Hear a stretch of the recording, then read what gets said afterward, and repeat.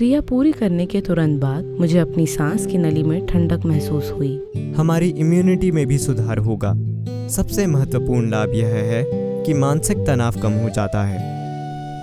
सिम्ह क्रिया सद्गुरु द्वारा भेंट किया गया 3 मिनट का सांसों से जुड़ा योग अभ्यास है, जिसे विशेष रूप से कोरोना की स्थिति की वजह से डिज़ाइन किया गया है। सिम्ह क्रिया के अभ्यास से हम खुद को तैयार रख सकते हैं और ऑक्सीजन का स्तर और बीमारी से लड़ने की ताकत भी बढ़ा सकते हैं। सिम्ह क्रिया बीमारी से लड़ने की ताकत और फेफड़ों की क्षमता को बढ़ाने वाला एक फ्री ऑनलाइन योगा अभ्यास है। हार्वर्ड मेडिकल स्कूल की एक टीम द्वारा किए गए अध्ययन में पाया गया है कि यह संक्रमणों से लड़ने और मानसिक तनाव को कम करने की आपकी क्षमता सुधार सकता है। अब सद्गुरु आपको अभ्यास के बारे में बताएंगे। कृपया वीडियो देखते समय अभ्यास करने की कोशिश न करें। पहले निर्देशों को पूरी तरह सुने और फिर ये अभ्यास खुद से करें।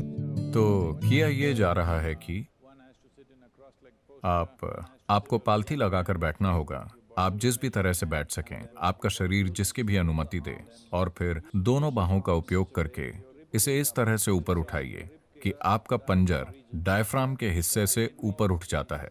इसमें यह शामिल है कि आपको अपनी जीभ को पूरी तरह से बाहर स्ट्रेच करना है, अपने मुंह को पूरी तरह से खुला रखते हुए, और फिर जितनी ताकत के साथ हो सके सांस अंदर लें और बाहर छोड़ें, पेट को झटका दिए बिना, लेकिन ताकत के साथ अंदर लेना है और बाहर छोड़ना है। सांस अंदर भी और बाहर भी 21 बार। और जब ये हो जाए, आप अपनी जीभ को ऊपर की ओर घुमा लें।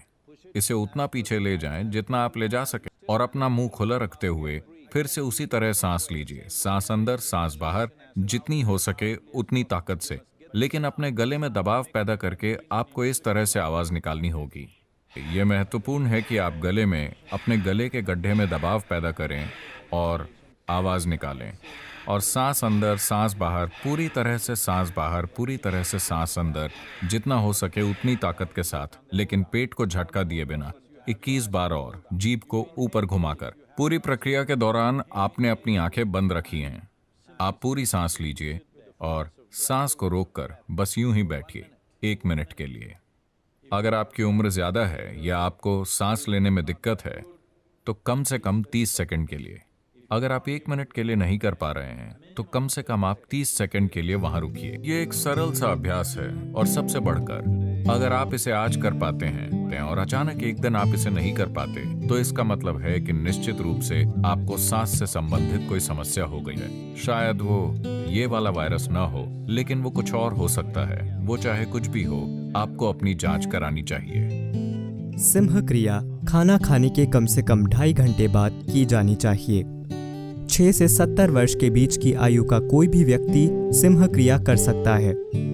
6 साल से कम या 70 साल से अधिक उम्र के लोग और ब्रेन ट्यूमर या हैमरेज से परेशान लोग भी ये अभ्यास कर सकते हैं, लेकिन उन्हें केवल 12 बार सांस लेनी चाहिए, 21 बार नहीं। बाकी सभी को ठीक 21 बार सांस लेनी चाहिए। बीमारी से लड़ने की क्षमता बढ़ाने के लिए कई दूसरे अभ्यास ऑनलाइन सीखें।